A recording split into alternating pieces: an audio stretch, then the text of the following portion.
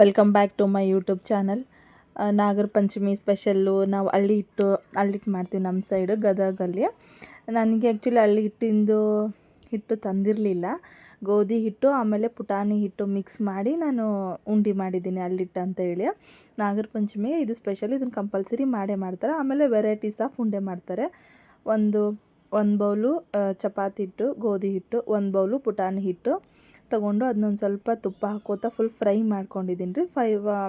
ಒಂದು ಸ್ವಲ್ಪ ರೆಡ್ಡಿಶು ಸ್ಮೆಲ್ ಚೆನ್ನಾಗಿ ಬರುತ್ತೆ, ಆವಾಗ ಗೊತ್ತಾಗುತ್ತೆ ಇದು ಫ್ರೈ ಆಗಿದೆ ಅಂಥೇಳಿ. ಹಂಗೆ ನೋಡಿ ಕಲರ್ ಚೇಂಜಸ್ ಕಾಣಿಸುತ್ತೆ ನಿಮಗೇನೆ. ಆ ಥರ ಕಲರ್ ಚೇಂಜ್ ಆದಮೇಲೆ ಸ್ವಲ್ಪ 2 ಸ್ಪೂನ್ ಆಗೋಷ್ಟು ಅಷ್ಟೇ ನಾನು ತುಪ್ಪ ಹಾಕಿರೋದು. ಅದು 2 ಸ್ಪೂನ್ ಆದಮೇಲೆ ಅದು ಕೂಡ ಈ ತುಪ್ಪ ಹಾಕೋದ್ರಿಂದ ಫ್ಲೇವರ್ ಕೂಡ ಚೇಂಜ್ ಆಗುತ್ತೆ, ಹಸಿ ಸ್ಮೆಲ್ಲೆಲ್ಲ ಹೋಗುತ್ತೆ. ಹಾಗಾಗಿ ತುಪ್ಪ ಹಾಕ್ತೀವಿ.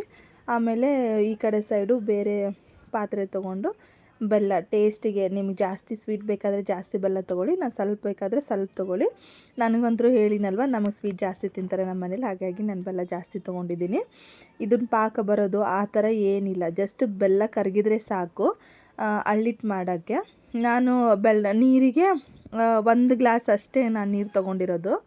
ಆಮೇಲೆ ಬೆಲ್ಲ ಅಂತೂ ಹೇಳಿ ತೋರಿಸಿದೆ ನಿಮಗೆ ನೋಡಿ, ಜಸ್ಟ್ ಪಾಕ ಥರ ಅಂತೂ ಅಲ್ಲ, ಬೆಲ್ಲ ಕರಗಿದ್ರೆ ಸಾಕು ಹಳ್ಳಿಟ್ಟು ಮಾಡೋದು. ಈಸಿ ರೆಸಿಪಿ ಇದು ಅಂತೂ. ಹಾಗಾಗಿ ನಾನು ಅದನ್ನು ಮಾಡಿಕೊಂಡು, ನಾನು ಆ್ಯಕ್ಚುಲಿ ಬೆಂಗಳೂರಲ್ಲಿ ಫಸ್ಟ್ ಹಬ್ಬ ಮಾಡ್ತಾ ಇರೋದು. ಯಾವಾಗಲೂ ಊರಿಗೆ ಹೋಗ್ತಿದ್ವಿ ನಾವು, ಹಾಗಾಗಿ ನಮ್ಮತ್ತೆ ನಮ್ಮನ್ನೇ ಮಿಸ್ ಮಾಡ್ಕೋತಾ ಇದ್ದರು. ಬರಲಿಲ್ಲ ನೀವು ಊರಿಗೆ ಅಂತಂದೇಳಿ. ನಮ್ಮ ಮಮ್ಮಿ ಕೂಡ ಹಾಗೆ ಹೇಳ್ತಿದ್ರು, ಯಾಕೆ ಈ ಸಲ ಊರಿಗೆ ಬರ್ತಾನೆ ಇಲ್ಲ ನೀವು ಅಂತ ಹೇಳಿ.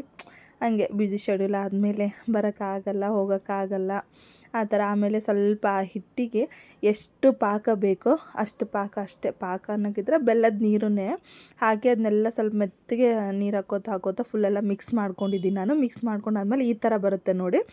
ಮಾಡಿ ಈ ಉಂಡೆ ಮಾಡಿದ್ರೆ ಅಷ್ಟು ಸಖತ್ತಾಗಿತ್ತು, ನಿಜ ಚೆನ್ನಾಗಾಗಿತ್ತು. ನಮ್ಮ ಮನೆಯವ್ರು ಕೂಡ ಸೂಪರ್ ಆಗ್ಯಾವ ಅಂತ ಹೇಳಿದರು. ಅದ್ರ ಮೇಲೆ ಒಂದು ಸ್ವಲ್ಪ ಕೊಬ್ಬರಿ ತುರಿದ್ಬಿಟ್ಟು ಹಾಕಿದರೆ ಸಖತ್ತಾಗಿತ್ತು.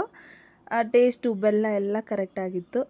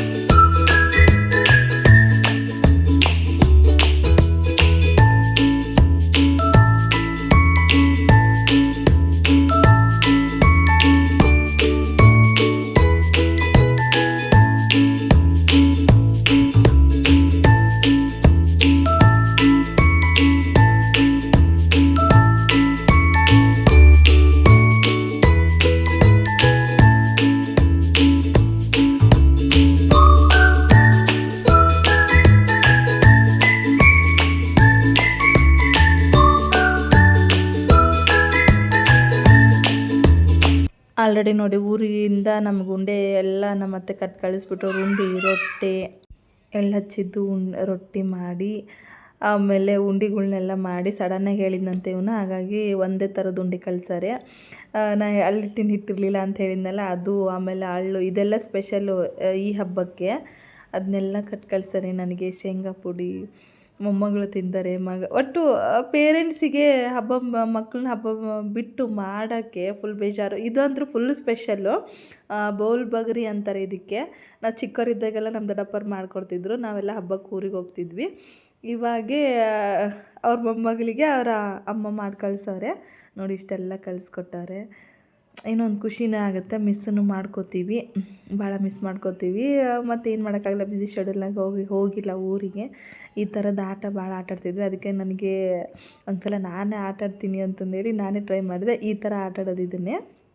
ನಮ್ಮ ಸೈಡ್ನವ್ರಿಗೆ ಗದಗ ಈ ಕಡೆ ಎಲ್ಲ ಗೊತ್ತಿರುತ್ತೆ. ಈ ಕಡೆ ಬೆಂಗಳೂರವರಿಗೆ ಗೊತ್ತಿಲ್ಲ ಅಂತ ಅನ್ಕೋತೀನಿ ನಾನು. ಈ ಥರ ಆಡೋದು ಚೆನ್ನಾಗಿ ಅನಿಸುತ್ತೆ, ಏನೋ ಖುಷಿ ಎಲ್ಲ ನಮ್ಮದು ಚೈಲ್ಡ್ಹುಡ್ ನೆನಪುಗಳಾಯಿತು ನನಗೆ.